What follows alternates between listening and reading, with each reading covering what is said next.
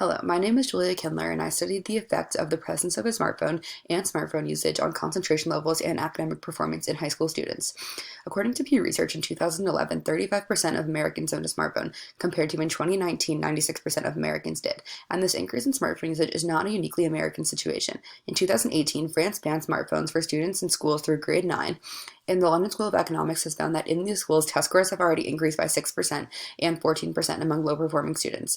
Duke, Nisi, and Boston 2017 found that the mere presence of a smartphone reduces cognitive capacity, and Kuznov and Titsworth in 2013, and Leff, Barkley, and Knipsky in 2015 found that the presence of a smartphone and smartphone usage can harm college GPA and college test taking. But however, Kelly in 2017 conducted a survey in which she wanted to understand the college perceived effects of smartphone usage on their concentration levels and ability to learn, and found that college students reported that they enjoy using their smartphone in class and found that it can enhance their learning. Therefore, the gap in the knowledge is that there is conflicting evidence as to whether smartphone usage positively or negatively impacts students' concentration levels and learning, and there's little to no data available on high school students, as all the studies that I looked at were only done with college students. Therefore, the purpose is to determine if the presence of a smartphone and smartphone usage impacts concentration levels and academic performance in high school students. I therefore hypothesize that the presence of a smartphone will decrease concentration levels and increased smartphone usage will decrease academic performance. The participants in this study were 50 high school students from 13 science classes at a local suburban high school. So the first part of my study was a survey in which I wanted to understand the quantification of smartphone usage and perceived effects of smartphone usage on concentration levels and academic performance. So I really wanted to understand how much and how often students use their smartphone, and I also wanted to understand how students feel their smartphone affects them and their ability to learn, similarly to what Kelly did in 2017 with college students. Next, I administered 2 sets of concentration tests.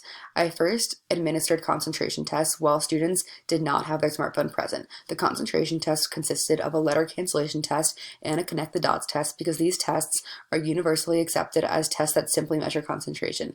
After the students completed the first series of tests, their phone was given back, and they completed another series of tests with the same number of targets.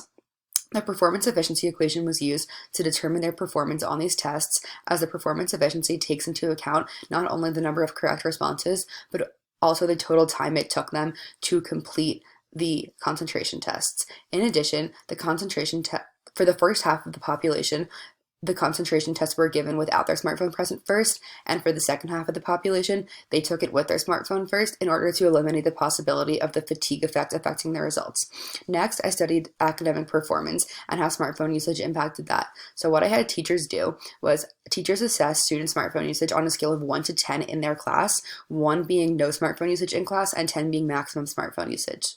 Then, teachers reported students' unit test score and distance from the class mean alongside their smartphone rating, and all data was completely de-identified before it reached me. And then an ANOVA for regression test was used to determine the relationship between smartphone use and academic performance. Leading into my results, for the survey, the first graph shows that on average, shows that 71.6% of students reported spending 4 to 6 hours per day on their smartphone. And the second graph shows that 100% of participants reported that they believe that their smartphone negatively affects their concentration. However, in the third result from my survey, I found that only about 47% of students believe that their smartphone negatively affects their academic performance. So I was interested in studying why there was such a difference in students' attitude towards concentration and academic performance. Leading into my results from the concentration test, the first graph on the left shows that the performance efficiency on average was lower with the presence of a smartphone. However, results were not significant with a p-value of 0.06, and the results from the academic performance show that as smartphone rating assigned by a teacher increased, academic performance and test scores in the classroom decreased. However, these results were also not significant. Therefore, results coincide with studies regarding college students because the presence of a smartphone worsened concentration levels and increased smartphone usage led to decreased academic performance, although there was no significance.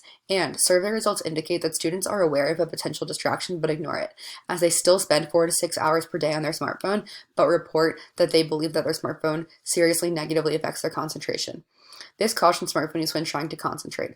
Also, when relating to child psychology, the cognitive theory developed by Piaget in in 1936 states that children learn by reorganizing concepts based on biology and experiences, and Small in 2018 found that brains of children with minimal technology experience that were exposed to technology usage for a few days, those brains began to adapt and neglect circuits in the brain that focus on reading, writing, and concentration, which are all necessary skills for children to develop. So this means that preventative measures should be taken to limit smartphone usage among children.